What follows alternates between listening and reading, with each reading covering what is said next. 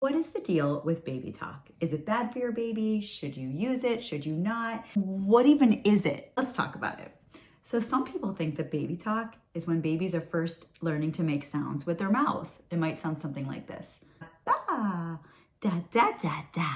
That's actually called babbling. And when your baby is in that stage, I'm going to suggest that you imitate them as much as possible. There's research that tells us that when we imitate babies, they're more likely to keep the interaction going, to have a little like baby conversation, and they start to understand that we're meant to imitate each other. Eventually, they're going to even start to imitate your words. That's when it really gets exciting. Some people think that baby talk sounds like this. Hi, baby. How are you? I love you.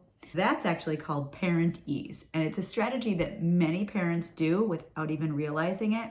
And we also have good research that tells us that that kind of speech, like a sing-song intonation, a higher pitch, exaggerated emotion, that it draws little brains in. Babies love it. It makes their brains light up, and it also helps them to learn language. So if you're doing that, keep going. Some folks think that baby talk means those little cute words that your baby or toddler uses because they can't quite say the real words the right way yet, or words that they've like completely made up. You have no idea where they got it from, but they are using that word to mean that thing over and over and over again. So we're talking about things like wah-wah for water, or baba for bottle, or in the case of my child, uptiga for strawberry. So what should you do about those words? Should you imitate them?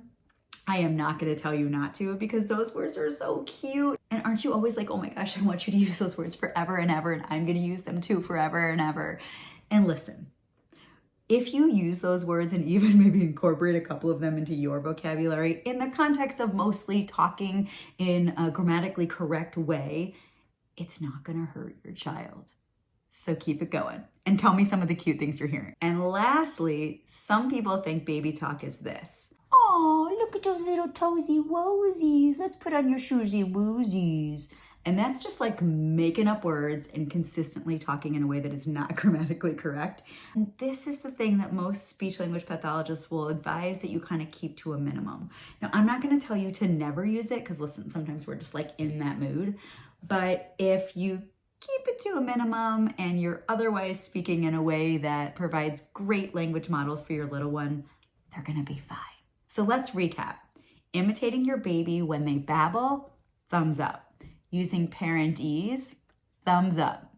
Imitating your baby's cute, adorable little words and modeling the correct pronunciation of those words, thumbs up. But if you're talking about shoesy woosies and toesy woesies, maybe keep it to a minimum.